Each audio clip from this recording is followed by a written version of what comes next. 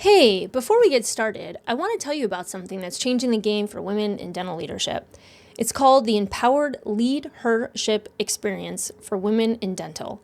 It's a 6-month transformational journey for women who are done with burnout, overfunctioning, and trying to lead like someone they're not. This isn't just another leadership training, it's a coming home to your voice, your power, and your joy. If you've ever felt alone at the top or stuck somewhere in the middle, this one's for you. Enrollment is now open. Head to leadhershipexperience.com to enroll. Because real leadership isn't about performing, it's about remembering who you are. Now, let's get into today's episode.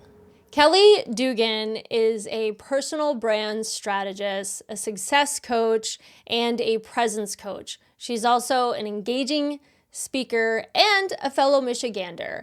I met Kelly a few weeks ago and I instantly knew I wanted her on this podcast because Kelly focuses on an area that I have zero skill set in. She focuses on helping people develop their personal style as an expression of what's going on internally. I have struggled my entire life on how to properly dress myself. I know I probably pull it off decently, but a lot of times it's pure luck and also scouring the internet and style guides for all kinds of ideas. I have never had a true experience of somebody telling me what colors really work for me and what kind of clothes I should wear. But what's also really great is this extends into the professional setting and your dental office, which I find really, really cool because she helps leaders really show up and emote how they are as leaders and everything from how you carry yourself to how you communicate to the types of words you use to, yes, even how you dress. And I'm talking about even the scrubs you wear in your office and how that has an impact on how your patients perceive you, sales, enrollment in treatment, all kinds of things. These are things we don't typically think about. We think, oh, we're throwing on a pair of scrubs and off to work we go. But did you know that the color black actually has an authoritarian vibe and can intimidate patients when it comes to selling? I didn't even think about that. Or how I know all the time with associate doctors, I talk about how they carry themselves when they're looking to become greater leaders in their offices. But Kelly is a particular coach that will teach you how to physically carry yourself. And I just find this work super fascinating and it's super cool. And what's also very funny is if you're watching this on YouTube, you're going to see what Kelly actually looks like. And you would never know that Kelly actually is a fan of Ozzy Osbourne, Led Zeppelin, and she's actually a hardcore rocker underneath this very professional exterior. So she's definitely nailed the professional vibe, and you'd never guess that you probably would see her at a metal show. So there's that. Please enjoy this episode. I had a really great time talking to Kelly about fashion, and I'm probably going to hire her to actually help me. So if you see a style change in me in the next several months, just know that Kelly's behind it.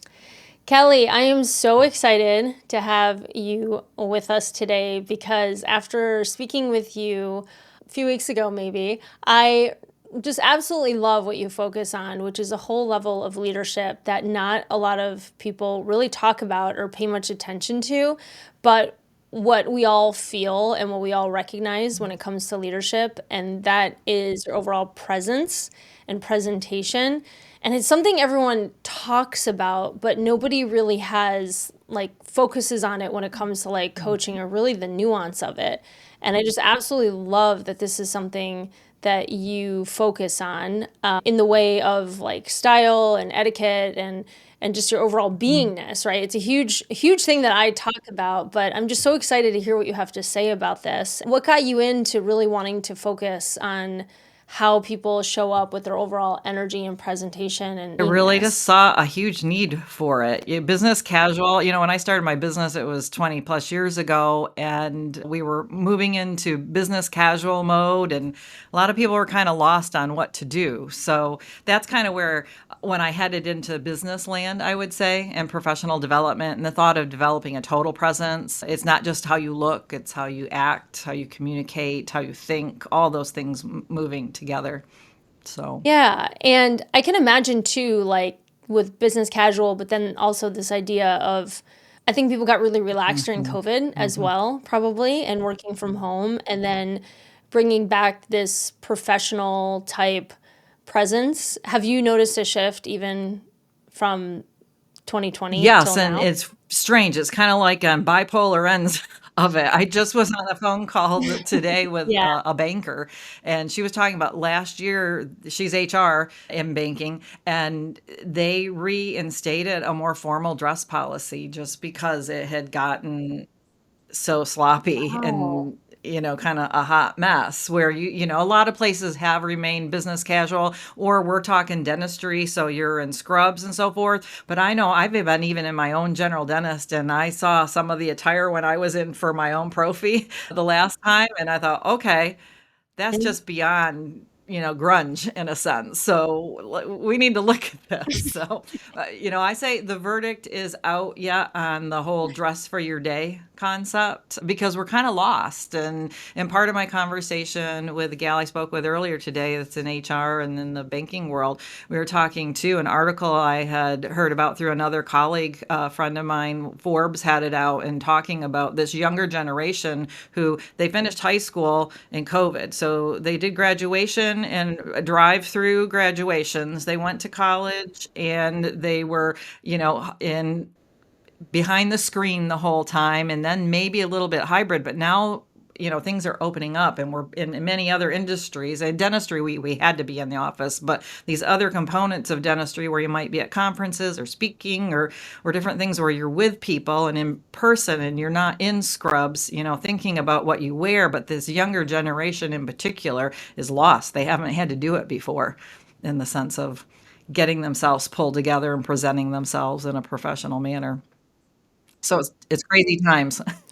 Yeah, yeah, yeah. And so I mean, what would you say? Because I can already hear, some folks in, younger generations and things like that, where it's more of like, this is who I am, take it or leave it. It doesn't matter what I look like or what I wear. It's what's on the inside or my brain or my skill set or something like that that really matters. What is your feedback or what's your Great position on that question. thought? Well, I say, they say you shouldn't judge a book by its cover, but unfortunately we do. We were, Mhm. kind of in our society, we're positioned to think like, what's our favorite color, so the way things look, and that could be your appearance to even just your posture and your body carriage, how you walk into a room as well. So before you ever open your mouth, before you ever somebody understands what your values are, your skill set and all that, they see you, and you can use your presence to open those doors for you. So I think understanding for, say, the young professional, that there is this powerful side that they should recognize. Now you partner that with the thought is that my belief is in with the personal brand work that I do is you want to create an authentic, true presence that is, true to you. And if you are that Mhm. earthy, natural, really kind of roll out of bed and go type person, and you're just who you are is just super relaxed in your dress, that's where you need to kind of position and think about what are your career goals? Who are you in front of? And maybe at times, should you adjust that thought? Are there times that maybe you do need to step it up, but other times you are okay in, the relaxed, casual mode of dress, as well as just the whole thought of your demeanor as a whole in your behaviors and communication. Yeah, so it's like know Mhm, your audience mhm, essentially is what you're 100%. saying. Yeah, yeah. And I love when you and I were speaking before too, just even about doctors, right? So there's a lot of aspiring associates who want to take a shot at leadership, Mhm, partnership. They mhm. want to grow in their career. And I've noticed too in all my years of coaching, you can really tell more often than not when you go into an office who's the owner doctor and who the associates are, usually by their presence, right? And it's not just the team members and how they're relating to them, but how they carry themselves. And sometimes, I mean, sad to say, sometimes they're more slunched over from the Right. stress of, running the business for the last 20 to 30 years. They Uh-huh. look a little beat down, and the associate's a little more springy still. But all jokes aside, too, it's the associates will sometimes be looking at their phones, or they're really casual. They kind of want to blend in with the team. So they really have this energy of, hey, I'm just one of the team members here, and I just want to be cool, and I want everyone to be cool with me, and I want to be liked. And it's something that I really have to work hard with associates on as they're navigating that path to leadership and partnership or ownership, is embodying this leadership persona and this energy. And to your point, the team is watching you, and the patients see you as well. And they're picking up on this energy. And so how you carry yourself really makes a huge difference. And I don't think people get that, because they believe that they're really talented clinically, or if they're a great producer, or they've put in a few years, that automatically people will respect them and treat them like a leader. But to your point, that really often isn't the case. They really do need to think about how they can align themselves. I mean, it's a tricky place to be. You're the newbie there. You probably have a hygienist or assistant who's worked 20 years longer than you have clinically, if you're that associate in the office. But you're there as the doctor as well. So finding that pliable place that you can be, you kind of have to be a chameleon in a sense to set yourself, but think about the fact that no, it's just not your skill set of that degree. It's not because you have DDS or DMD at the aims and everything's great and you should be bowed down to, and in that aspect. I've seen that in practices, and that burns bridges. Here you've got a team that wants to support you. So learning to be amicable, empathetic to conversations, opening to hearing what others say, but knowing when to step it up, or when the senior doctor comes in, and let them have the stage and the place to speak or set the tone, and know as far as when you step into conversations, and that could be in that nonverbal sense as well, just from your body communications, how you're supporting all of that. But it's a tricky place to be, I would say. Yeah, and it means they can start by looking up from their phone, right? And putting their shoulders back a little bit and just standing up straight. I mean, gosh, I think I'm starting to sound like my mother, but I think it does mean something when you Right. sit up straight, right? And it just means, well, I think also it's not so much that you're conveying arrogance, but also that you're confident in yourself, because a lot of young associates also want respect from the team and patients and things like that, and which I totally get. And it takes years to earn that respect, and they see the difference between them and usually, the owner doctor or, senior doctors in the office. And a lot of it does come with you exuding your own confidence, like the quiet confidence, right? Like the assuredness in yourself. And if your shoulders are back and you're standing up straight and you're attentive in meetings and you're contributing and you're acting as if you really genuinely care about the business of dentistry and your practice, the team is going to pick up on that. Somebody who's young in their profession can always learn from somebody, even if they're not at the same level of education per se. And with that thought of, stepping into the room, good posture, not having your hands or your face in your phone the whole time when somebody else is speaking, it would be a patient. I think one of my pet peeves too is talking to a patient and having, many times this happens where they'll be talking to a patient like this and my head's to the back of you. So where I say you want eye contact. So learning how to, have eye contact and just good decorum and posture around people is important, and knowing when to step in and out of conversations. A experience that I had years ago with a young associate doctor that was in the practice, he did pretty well stepping in. He was, amicable, or, he'd come into conversations nicely, but when he'd start talking about treatment, he'd say, I think you should do this. Versus, this is the treatment we would recommend, or however, you as your team choose to talk through treatment. So thinking wisely on the words that you use as well, whether it's with team members and or with patients, can set you up for success or failure, I would say. Yeah.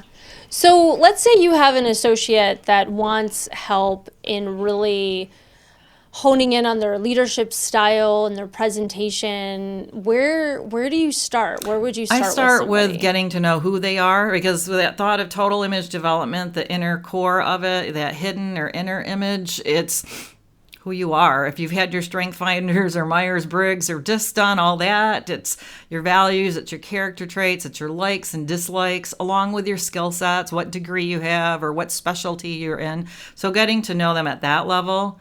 Next, looking at what their aspirations are career-wise, where they are now, where they want to head to. And then within all of that, something we alluded to earlier is, really knowing the audience that you're in front of too.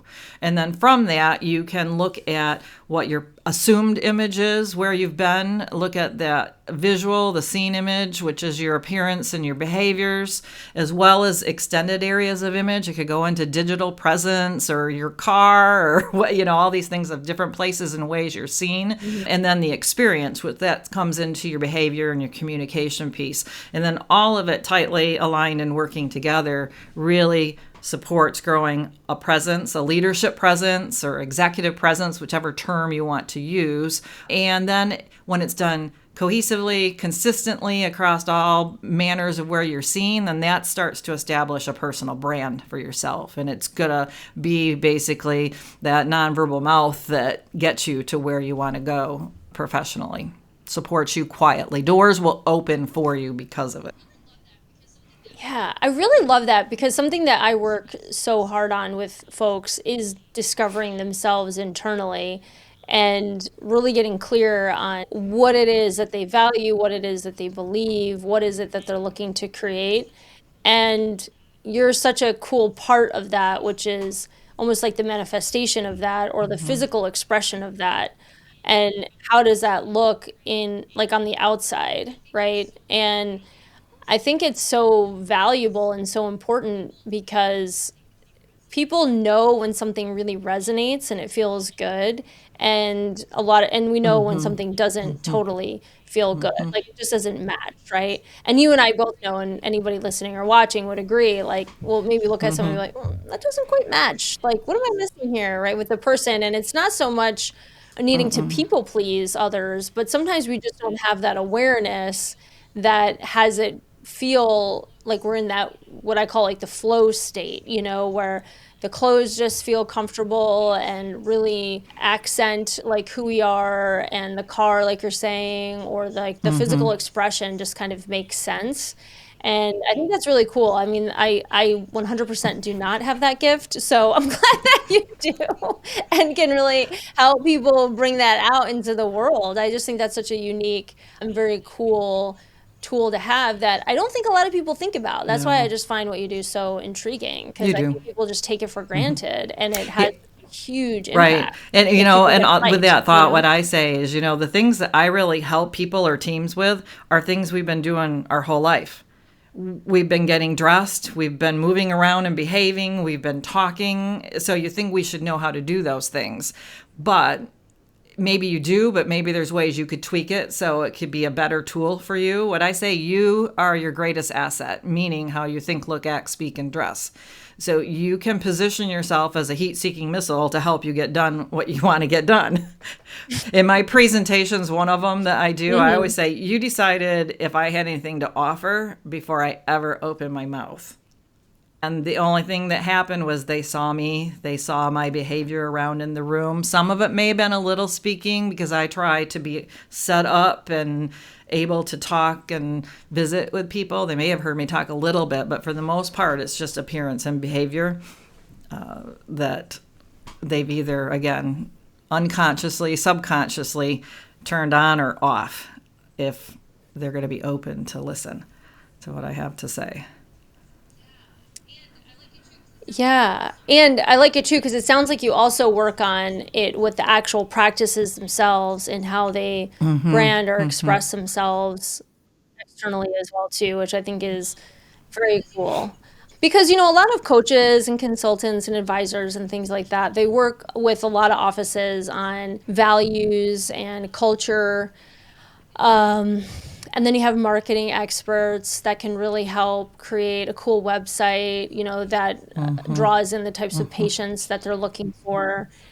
And something that's missing a lot of the time is how that's expressed in the physical sense when you walk into the office.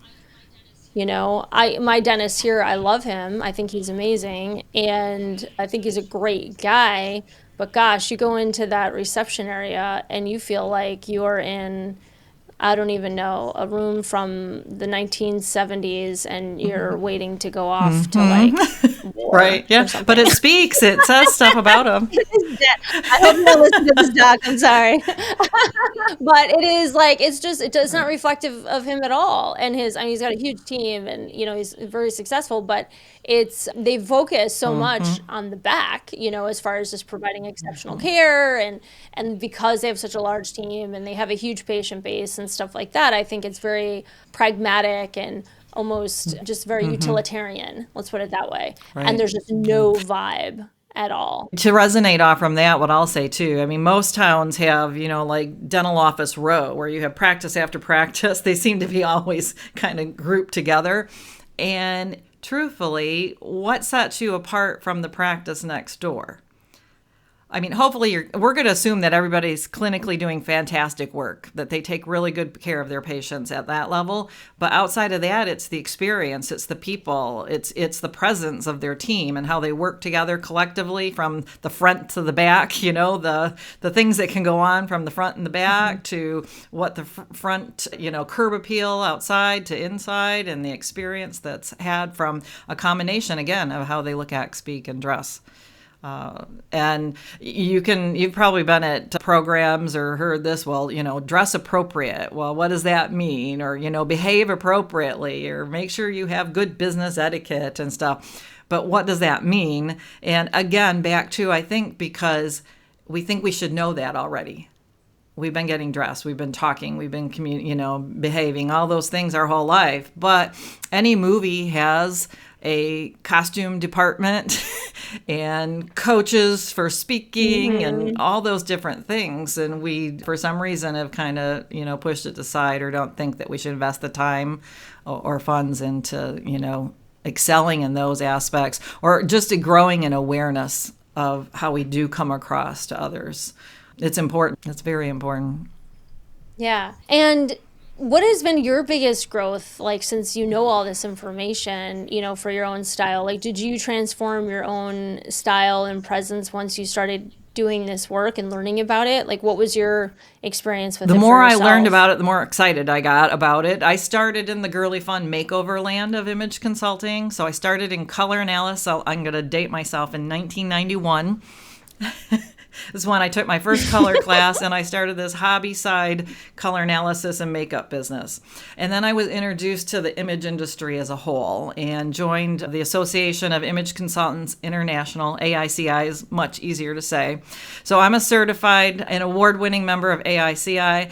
And within that, if you're certified with them, it's on appearance, behavior, and communications, and now digital presence. And it really resonated with me because we've all met somebody that they look great, but then we spent a little time with them and we found out they really weren't that great, whatever it might be. They had some nervous twitch, or their skill set was awful, or they had an annoying voice, or their values and character traits weren't great. Or maybe in our fast-paced world, you had the opportunity to meet somebody more than a couple times, and maybe they weren't, maybe polished on the outside in their appearance, but you found out that they were really talented. They were a really great person, but you fortunately had enough time to spend some time with them a few different times to learn that. But my beliefs is you want the total package. You want it all going on to really move forward. And for myself, I will say, initially after I'd started my business and doing that, I attempted to kind of come into dental land, but I was juggling a hygiene career and my business, and I didn't have enough hours in the day. And when doors didn't open easily and they started opening up in other industries, I started doing work. I've done work for hockey leagues, concrete companies, banks, universities, Kellogg Corporation, Eaton Corporation, Hayworth, a lot of variety of companies. But what got me in the door was because I was practicing what I preach. And my husband will say, because we'll hear this here and there from a family member or a friend, like, oh, you're so lucky. It's like, no, I work my tail off and I practice what I preach. I look at and use my total presence. I know I'm my best asset. I know it's what's going to allow me to continue, because it already has, to be in front of HR directors for big companies, presidents and CEOs, or on into dental land. Right before COVID, I had a practice in our area contact me and say, I don't know if you'd be the right fit or not, but I had done a children's etiquette class for our local country club, and when they said, I don't know if you'd be the right fit or not, but that's what brought me back to dentistry, in fact, was that they had contacted me, and I said, yeah, I'd be a really good fit. And it was wonderful. Let me combine my backgrounds together. And we did several projects and some side consulting and uniform development, brought in a marketing person. We helped rebrand them, and it was a great experience. So I come back to dentistry to, again, combine my backgrounds together and help them open the doors and create opportunities for themselves, just with the presence of themselves and or their people. Yeah, gosh, that's so great. I mean, we can even drill it down to the something so small, but even like the color of scrubs probably, right? Like even the vibe of the office based on the color of scrubs, and if it matches and, resonates with the overall culture and how it fits the team members and things like that. I think scrubs is overlooked a lot of the time. Yeah, where you don't realize color communicates. Yeah. So it's a silent communicator, and you can use it, again, as a tool to position you for what you want to accomplish. Many times we let fashion do that. I've seen a lot of practices go to black scrubs all over. I'm not going to say that it's 100% wrong, but I'm going to lean and say there are better choices for you. Black's a color of mystery. It's the color of death. It's a very authoritative color. So when you have patients coming in who are scared, who aren't sure that they want to part with their funds for treatment, and all the plethora of things that could be going on, is black the right color? Fashion's kind of made it the save-all color, but is it 100% right? Probably not. There's, a charcoal or a navy could be better, or there's universal colors too. It's kind of like the idea of even picking out dresses for your bridesmaids for a wedding, that there are colors that are better for everyone to wear, because of all when you get into like personal color analysis, what's going to resonate, because on that side of it, it's in any situation personally too, but in business in particular, you want the attention to come to the face and the eyes, and then out to the business at hand. And color will lead the eye on the frame. So color itself will complement you or not, as well as then you get into how it communicates, how it can, create strength and authority in a look, or soften a presence and create more likability and approachability. Color will do all that, and how it's placed on the frame and the type of garments. So again, it's a tool that you can use, and it's not being used. And it could be. Yeah, that's great. That's such great insight. Yeah, I saw a reel on Instagram recently where it was supposed to be funny, but this dentist was coming out, and he was dressed. He's like, oh, the casual doctor, the white coat doctor, the doctor who likes to play golf, the nerdy doctor. And he had on all these, he was changing his outfit repeatedly to embody like these different types of doctors. And I was just laughing. I was like, this is so clever. And it's something, again, I don't usually think about. But as he was showing it in the reel, I could see how cool, like how obvious it was. And you're totally right. Depending on the image that we're portraying, like it gives off an energy to the patient. And even like the kid-friendly doctor, or like your neighborhood nice guy doctor. And yeah, it can when you're in the room with the patient, it has a huge impact on how they're going to hear you. What you're saying too, like that's really part of the brand, the personal brand of the doctor, how it supports the brand of the practice as a whole. I love what you're saying too, even for treatment coordinators. Like again, that's not something I would think about, is how I've always thought about positioning, like where you sit in relation to the patient, and all the tools and things you need to support you in educating the patient and supporting the patient to move forward with treatment. But even the color of your clothing and the decor of the office will really have an impact on how they feel, subconsciously, which most people aren't even probably aware of. So I think most people probably would think black is a pretty benign color that is non-threatening, but if it's coming across as authoritative and confrontational, or like more power over the other person, that could set off, a defense or lack of safety in those conversations. Definitely. Very cool. Very cool. I just love this stuff because I know You're nothing about welcome. it. So thank you. Yeah, my top Clifton strength is learner, so I could probably get into this all day long. So I think that's amazing. And so what are colors that really work for you that you've discovered? Yeah, for myself, what Out of I've learned, so I curiosity. use a 12 palette Yeah. approach to color assessment now. So when I originally trained, it was the 4 palette seasonal. So are you a spring or a autumn or a summer or a winter? So in today's land, I'm in old terms a summer that flows to an autumn. So I have cool but neutral traits in my skin and my hair, my natural skin and hair coloring, but my eye color and patterns neutral to a little warm. I have some olive green in it. So my palette is dominantly cool, muted colors, but I pick up some neutral warmth. The colors get a little muddier and deeper. And then that supports and resonates off of my own coloring. The beauty of it is that it gives you a system and a process, just like, an interior designer who comes in and lays out a plan for a room or a full, say, practice or a home, that everything doesn't have to match, but it should coordinate and flow together. So that's what understanding and knowing colors for yourself at that personal level. But then the tools that I use, the color palettes, have a whole wardrobing system built in, and they talk about not only what the color is and the undertone of the color, but it talks about wardrobe designation, how it's used in your wardrobing, but also the physiological, psychological effects of color, so how they communicate, and then the lifestyle where the color is best worn. So is it something for casual wear or high-end traditional business or fancy dress or something in between? So it gives you a system or a process to use, and then from there it moves in. So really I work at that individual, whether it's personal reasons or somebody's wanting it for professional presence development in their appearance. It's a 3-step process of looking at color, body proportion and line, knowing what cuts and garments in the line of garments, silhouettes and shapes of garments best flatter your frame.